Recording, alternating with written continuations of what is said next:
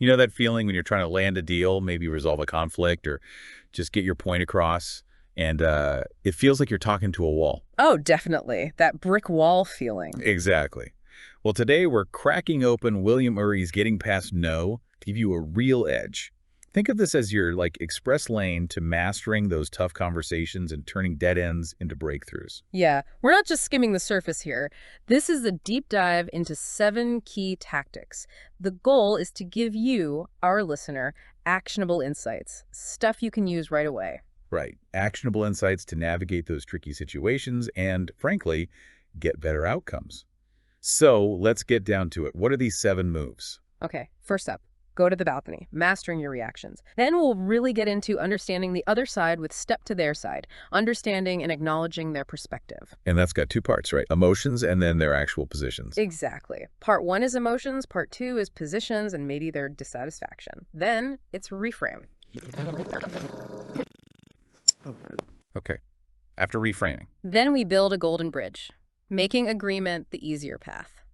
Followed by tactic 6, use power to educate, highlighting the benefits of agreement. And finally, wrapping it all up. Putting it all together, creating a positive negotiating climate. And for each one, we'll look at the core idea, why it matters, what happens if you don't do it. How top U.S. companies are actually using these strategies. And where competitors often, stumble. And most importantly, how you can apply this stuff directly in your own business dealings. Ready to jump in? Let's do it. Okay, tactic number 1, go to the balcony. Yeah. Mastering your reactions. The basic idea here is about creating some mental space, right? Especially when things get tense. Yeah, it's like Ury's analogy, literally stepping onto a balcony overlooking the scene. So you can observe what's happening instead of getting sucked into the emotional whirlwind. It's amazing how much clarity that pause gives you. It really is. By consciously detaching, even for a second, you shift from just reacting to observing. That's a huge advantage. Absolutely. And for you, the listener, the payoff is pretty significant. You gain control over your own responses. You're way less likely to say something impulsive you'll regret later. You can analyze the situation more objectively, maybe see their moves as tactics, not personal attacks. And crucially, it buys you time to think strategically. And conversely, what's the risk if you don't go to that balcony? Oh, things can go sideways fast. Emotions escalate, arguments flare up, relationships get damaged. You also become way more vulnerable to their tactics, especially if they're trying to push your buttons. Right, getting provoked. Yeah. And under pressure, you might just give in too easily or agree to bad terms just to make the discomfort stop. So where are we seeing smart U.S. companies putting this into practice? Well, think about mediation services like the American Arbitration Association. They train mediators to be that neutral observer, that balcony figure. Good example. Also, executive coaching. Lots of companies invest in emotional intelligence training for leaders, teaching them exactly this: detach, think strategically under pressure. And crisis management. Definitely. Crisis teams are specifically trained to step back from the immediate chaos, the intense emotion, to figure out a calm, objective response. Makes sense. And where do competitors mess this up? Well, we've all seen those public meltdowns, right? CEOs or brands reacting emotionally on social media. It damages reputation, escalates things. Oh, yeah. Not a good look. Then there's impulsive deal-making, maybe driven by fear or pressure to close. They end up with bad agreements. Yep, seen that happen. Even internally, if there isn't a way for people to step back from disagreements objectively, small issues can blow up into major problems. So, okay, bringing it back to the listener, how can they actually do this go to the balcony thing in, say, a tough client meeting? It's actually pretty practical. When you feel yourself getting triggered, getting emotional, consciously pause, take a breath, observe like you're watching a play. Mentally step back. Exactly. Remind yourself. Don't take it personally. Focus on the issues, not the drama. So if a client gets aggressive about price, instead of getting defensive... Which is the natural reaction. Right, pause. Yeah. Go to your mental balcony. Yeah. Ask, okay, what's really driving this? Budget, tactic. What are their underlying business needs here? That brief detachment gives you clarity to respond strategically, not just react. That perspective shift is just invaluable in the heat of the moment. Okay, that makes sense. Let's move to tactic number 2 then, which is about really getting inside the other person's head. Exactly. Section 2. Step to their side, understanding and acknowledging their perspective. And this first part is all about the emotions. The core idea is empathy. Right. Recognizing their feelings are real, even if they seem, totally off base to you. Those feelings drive their behavior. It's so critical. Yeah. Often it's the emotional stuff bubbling underneath that's really driving the negotiation, if you can tap into that. You can unlock things, create a better dialogue. Totally. So for the listener, the benefit is huge. Acknowledge their emotions, anger, frustration, fear, and you can often diffuse that negativity right away, create some more receptive space. Mm-hmm. And you start to see why they're taking certain positions. Yeah, you understand the emotional drivers. Yeah. And crucially, showing empathy builds rapport, builds trust. It shows you're not just pushing your own agenda. And if you don't acknowledge their emotions, what happens then? Well, those negative feelings can actually get stronger if they feel ignored or dismissed. They dig their heels in. Exactly. They get more resistant. It creates this really adversarial climate, making it super hard to find common ground. So how are smart U.S. companies weaving this into their strategies? Customer service training is a big one. Companies spend a lot teaching reps active listening and empathy, even when the company isn't strictly wrong. Yeah, good customer service really stands out. Also, HR and employee relations. They often stress empathetic communication for resolving internal conflicts, building stronger teams. Makes sense for morale. And sales training, too. Big focus on understanding customer needs, concerns, emotional drivers, building trust through empathy. And where do competitors often fall short here? By ignoring the emotional side. Oh, definitely. We've all dealt with companies that just dismiss complaints. Right? Yeah. Treats you like an inconvenience. That leads to churn, bad word of mouth. For sure. You just go elsewhere. Or ignoring employee concerns internally leads to low morale, high turnover, maybe even legal trouble. Yep. And those pushy sales tactics, the ones that ignore your actual needs or worries, they just create negativity and rejection. So for our listener, how can they practically step to their side emotionally? What does that look like? It really boils down to active listening. Pay attention not just to the words, but the tone, body language, nonverbal cues. What's their emotional state? Try to put yourself in their shoes. Exactly. And then explicitly acknowledge those feelings. Simple phrases like, I understand you're frustrated by this, or I can see why you might feel that way. It doesn't mean you agree with them, just that you hear the emotion. Precisely. Like in a salary negotiation, if someone's disappointed with the offer, don't just launch into justifying it. First say, I understand this isn't the number you were hoping for. That small acknowledgement can make a huge difference in how they hear the rest. That validation is powerful. It can really de-escalate tension. Okay, so that's the emotional side.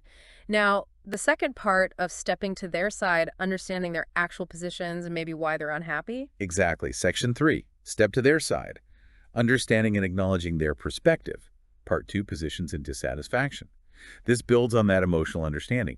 The core idea now is to really see the negotiation from their viewpoint, focus on their stated demands, their positions, and the underlying needs or dissatisfactions driving them. Yeah, this is crucial. Moving beyond just what they say they want to figuring out why they want it. What are the unmet needs? What's causing the friction? Precisely. And for the listener, the benefits here are substantial. You get real insight into what they truly value, what their pain points are. Mm-hmm. You spot where their needs aren't being met. Right. And that's often the key to finding creative solutions that work for both sides. Plus, showing you're taking their perspective seriously fosters a much more collaborative vibe, less adversarial. And the risk, if you don't do this, if you don't grasp their position and dissatisfaction. Well, you can easily misinterpret their demands. Your counteroffers might completely miss the mark because they don't address the real concerns. Right. You're solving the wrong problem. Exactly. They'll feel ignored, which just hardens their resistance. And ultimately, you miss opportunities for those win-win solutions that could have satisfied everyone better than just haggling over positions. Okay, so how are leading U.S. companies doing this well? Understanding the other side's position and dissatisfaction. Well, market research is a huge one. Companies invest heavily to deeply understand customer needs, preferences, pain points from the customer's perspective. Right, not just assuming they know. Also, stakeholder interviews for big projects or policy changes. They gather diverse viewpoints, identify potential concerns early on, and product development. Successful companies prioritize user research, user feedback. They design things that actually solve customer problems or meet their desires. And where do competitors mess this up? Where do they fail to understand? We see products develop in a vacuum, right? Without checking if there's a real market need or if it solves a real problem. Yeah. Low adoption rates follow. The build it and they will come fallacy. Totally. Or Implementing policies without consulting those affected Mm-hmm. leads to backlash, resistance, Mm-hmm. and companies ignoring customer feedback. They just miss chances to improve and lose out to competitors who are listening. So for our listener, how can they practically do this? Really get a handle on the other side's position and underlying dissatisfaction? It starts with active listening, of course, but you need to go deeper. Ask clarifying questions. Encourage them to explain their reasoning. Dig into the why behind the what. Yes. And then try articulating their position back to them in your own words. Ask, have I understood that correctly? This confirms you get it and shows them you're really listening. That's a great technique. Right. There's respect. You can also acknowledge the validity of their concerns from their perspective, even if you disagree with their solution. Say a supplier is resisting a price cut. Don't just push. Try to understand their costs, their margins, their challenges. Acknowledge their need for profitability before proposing alternatives. Showing you get their world makes a big difference. It builds trust and opens doors. Okay, so we've stepped to their side. Now, tactic 4, reframing. Exactly. Section 4 is reframe, shifting from positions to interests. We've understood the positions, what they say they want, and their dissatisfaction. Now, the trick is to skillfully redirect the conversation away from those fixed positions towards the deeper interests driving them. Their needs, desires, fears, concerns. Yeah, it's often surprising once you uncover those underlying interests. Solutions that seemed impossible when you were just stuck on positions can suddenly pop up, like finding a hidden key. Totally. For the listener, mastering this reframing is huge. You get access to their real motivations and valuable intelligence. It opens up creative solutions that might satisfy both sides' core interests, even if the initial positions look like a direct clash. And it changes the whole dynamic. How so? It shifts from a battle of wills, like arm wrestling, to collaborative problem solving, like sitting side by side looking at the same puzzle. Nice analogy. And what happens if you stay stuck on positions? Well, negotiations deadlock easily, frustrating impasses, no agreement. Been there. You might make unnecessary concessions just trying to bridge the gap between demands instead of addressing the real needs. And you almost certainly miss chances for win-win outcomes that could have worked much better for everyone. Okay, so how are smart U.S. companies using this reframing principle? In complex disputes, they often bring in professional facilitators, people skilled at helping parties move beyond positions to explore underlying interests. Makes sense, like a neutral guide. In sales, there's a big push towards value-based selling, focusing on the customer's business objectives, their interests, and showing how your product helps achieve those, not just rattling off features and price, which are positions. Right, focusing on the outcome they want. And even internally, good problem-solving meetings focus on root causes the interests, rather than just debating different proposed solutions, which are often just initial positions. And competitors who don't reframe, what mistakes do they make? Oh, price wars are classic.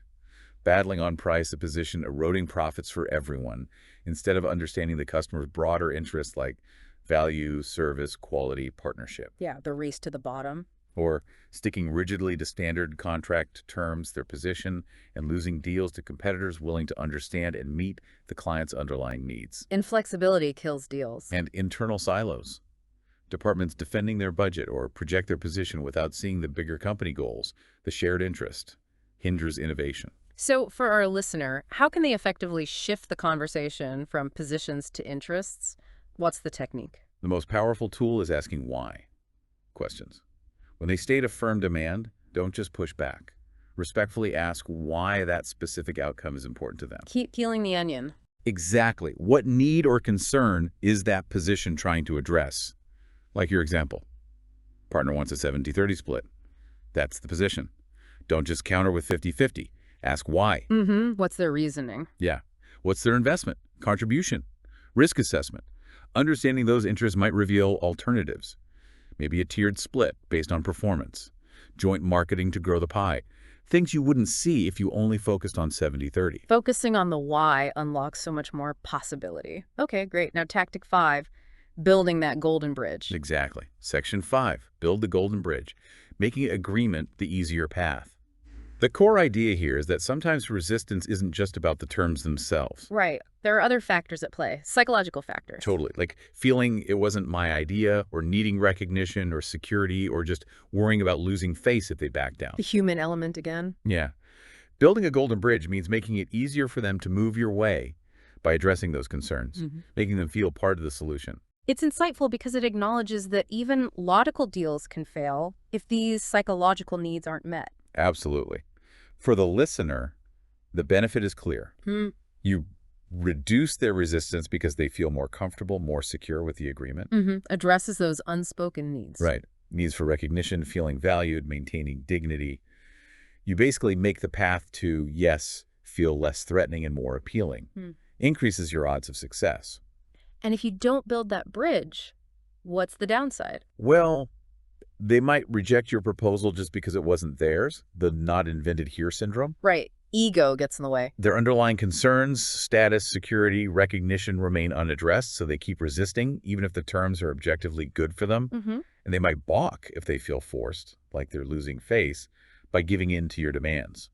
So how are leading U.S. companies building these bridges in practice? Collaborative design is a good example. Involving clients early in product development gives them ownership, buy-in. Makes sense. They helped create it. Offering pilot programs or phased rollouts lets clients adopt gradually, feels less risky than a huge commitment all at once. Reduces the fear factor. And companies that genuinely solicit feedback and show they're using it. That makes stakeholders feel heard and valued, making them much more willing to accept the final outcome. And where do competitors stumble here? Fail to build the bridge? Often see companies just dictating terms, imposing solutions without input that almost always creates resistance. Yeah, people push back against being told what to do. Ignoring legitimate anxieties or fears, that creates roadblocks. And just dropping massive sudden changes on people without preparing them overwhelms them, leads to rejection. So for our listener, how can they actually build these golden bridges in their own deals? What are the practical steps? It's really about making them feel involved, valued, and comfortable moving towards yes. Actively involve them in crafting the solution. Ask for their input. Use their ideas. Exactly. Where feasible, incorporate their suggestions. Offer choices within your acceptable range gives them a sense of control. Break down complex deals into smaller steps, less overwhelming, and frame the agreement to highlight how it meets their interests, helps them achieve their goals. Make it about them, not just you. Right. Like, instead of just dropping a final contract, maybe discuss key clauses up front, get feedback on each section, make them feel like they're co-creating the solution, not just accepting yours. Making agreement feel like their decision addresses those psychological needs. Very smart. Okay, on to tactic 6, using power constructively. Precisely. Section 6, use power to educate. Highlighting the benefits of agreement. Now, this isn't about threats or bullying, let's be clear. Right, not about coercion. No. The idea is to use your knowledge, your perspective, to educate the other party. Help them see the real consequences of no agreement and the tangible benefits of finding a mutual understanding. So, using power to illuminate, not intimidate, helping them see their own best interest more clearly. Persuasion through information. Exactly. For the listener, the benefits are you help them get realistic about the situation, including downsides they might not have considered if you don't reach a deal. Brings reality into focus. You reassure them your goal isn't just your own win, but includes their satisfaction. And you guide them towards that golden bridge by clearly showing the advantages of crossing it. And the risk if you don't use power this way, if you don't educate. Well, they might underestimate the negative impact of no deal. So they hold out for unrealistic things or don't see the urgency. Right. They lack perspective. They might stay stuck in that win-lose mindset, seeing it as a zero-sum game. And if they don't understand, you might be tempted to use threats or ultimatums. Which damages the relationship. Exactly. Breeds resentment long-term. So how are sophisticated U.S. companies doing this? Using power to educate? Risk assessment and communication in deals. They clearly lay out the potential risks and costs of not agreeing for everyone involved. Transparency about the downsides. In sales, clearly articulating the value proposition, the specific, tangible benefits the other party gets from agreeing. Focusing on their gain. And using scenario planning, showing objectively what different paths look like, including the likely outcome if no deal is reached. Painting a clear picture. Makes sense. And where do competitors misstep in using their power here? Often, they fail to clearly explain the benefits of their proposal or the downsides of rejecting it. Leaves the other side unconvinced. Vague communication. Or they rely too much on pressure without showing the mutual advantages. Alienates people. Damages relationships. The bulldozer approach. And sometimes they just assume the other side understands the consequences of no deal, when maybe they really don't. So for our listener, how can they use power to educate effectively? What are the moves? Ask those reality testing questions. Gently encourage them to think, what really happens if we don't agree? Make them consider the alternative. Clearly articulate the benefits your solution offers them. Focus on how it solves their problems, meets their goals, and keep reassuring them. The goal is mutual satisfaction, a win-win. Reinforce the positive outcome. Like in that contract renewal example. If they're hesitant, ask, what's the potential impact on your operations if we don't have a deal by the expiry date? Then explain how the new terms address their future needs, maybe capacity, tech updates, show the mutual benefits of moving forward together. Use information and logic to light the way. Yeah, that's way more constructive. Leads to better, more lasting agreements than just trying to strong-arm them. Okay, brings us to the final tactic, number 7, putting it all together. Exactly. Section 7, putting it all together, creating a positive negotiating climate. The core idea here is that negotiation isn't just a one-off transaction. It's an ongoing process. Right. It needs consistent effort, patience, and mutual respect. Yeah. You need to actively cultivate a positive, productive atmosphere that encourages agreement, rather than trying to force change through sheer willpower. It really emphasizes that relationships matter in the long run. A good climate builds trust, makes future interactions way easier. Absolutely. For the listener, the benefits are huge. You build stronger, lasting relationships. That's invaluable. An asset. You foster an environment where agreement is more likely, not just now, but in the future too. And you build a reputation as a fair, ethical, effective negotiator. That opens doors. And the consequences if you neglect the climate, if you don't foster that positive environment. Well, you damage relationships, makes future deals harder, more contentious. Burn the bridges. You create mistrust, suspicion, that kills collaboration. And yeah, maybe you win short-term battles with aggressive tactics, but often at the cost of long-term partnerships and goodwill. So how are leading U.S. companies actively working on this, creating that positive climate? Big focus on relationship management. Investing in building strong long-term ties with key clients, suppliers, partners. They know those relationships smooth the path for deals. Investing in the connection. Ethical negotiation training is another one. Emphasizing fairness, transparency, respect in all interactions. Setting the right standard. And prioritizing long-term, mutually beneficial partnerships over squeezing out every last drop in a single deal. They see the bigger picture, the value of ongoing collaboration. And competitors who mess this up, how do they damage the climate? Often it's that purely transactional approach, treating each deal in isolation, ignoring the relationship, Short-sighted. or using unethical or overly aggressive tactics. That just destroys trust, ruins reputations, Hard to recover from that. and just poor communication. Lack of clarity, respect, listening. Easily leads to misunderstandings, escalates tension, poisons the whole environment. So for our listener, how can they actively cultivate this positive climate in their own dealings? It starts with consistently treating counterparts with respect. Acknowledge their perspectives, even when you disagree. Basic respect goes a long way. Focus on fostering a collaborative vibe. Make it feel like you're working together towards a solution. Remember the goal: mutual agreement in an efficient and amicable fashion. Efficiency and amicability? Practically. Start talks by establishing common ground, building rapport. Use acknowledging phrases like, I understand your perspective, or that's a valid point. Show you're hearing them. And always aim for solutions where everyone feels they've gained something.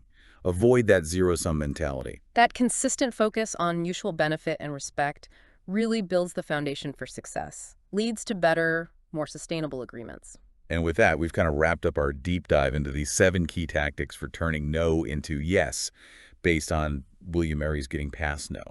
We've covered a lot, from mastering your reactions, To really understanding the other side, both emotionally and their positions. reframing the talk around interests, building that golden bridge. Using power to educate, and finally, nurturing that positive climate. By really internalizing and using these principles, you, our listener, can seriously level up your ability to handle tough negotiations and get better, more lasting results professionally and personally. Yeah. The big shift is moving away from seeing negotiation as a fight and towards seeing it as a chance to partner up and find those win-win solutions. So as you head into your next negotiation, maybe just pause and think, how could applying even one of these tactics change the dynamic, help you get to a better outcome. Right. Reflect on which principle really hits home for the challenges you're facing right now. That's often the best place to start making a difference. You know that feeling when you're trying to land a deal, maybe resolve a conflict or just get your point across, and it feels like you're talking to a wall. Oh, definitely. That brick wall feeling. Exactly. Well, today we're cracking open William Ury's Getting Past No to give you a real edge. Think of this as your express lane to mastering those tough conversations and turning dead ends into breakthroughs. Yeah, we're not just skimming the surface here. This is a deep dive into 7 key tactics. The goal is to give you, our listener, actionable insights, stuff you can use right away. Right. Actionable insights to navigate those tricky situations and, frankly, get better outcomes. So let's get down to it. What are these 7 moves? Okay, first up, go to the balcony, mastering your reactions. Then we'll really get into understanding the other side with step to their side, understanding and acknowledging their perspective. And that's got 2 parts, right? Emotions and then their actual positions. Exactly. Part 1 is emotions, part 2 is positions and maybe their dissatisfaction. Then it's reframe. Okay. After reframing. Then we build a golden bridge, making agreement the easier path. Followed by tactic 6, use power to educate, highlighting the benefits of agreement. And finally, wrapping it all up. Putting it all together, creating a positive negotiating climate. And for each one, we'll look at the core idea, why it matters, what happens if you don't do it. How top U.S. companies are actually using these strategies. And where competitors often, stumble. And most importantly, how you can apply this stuff directly in your own business dealings. Ready to jump in? Let's do it. Okay, tactic number 1, go to the balcony. Yeah. Mastering your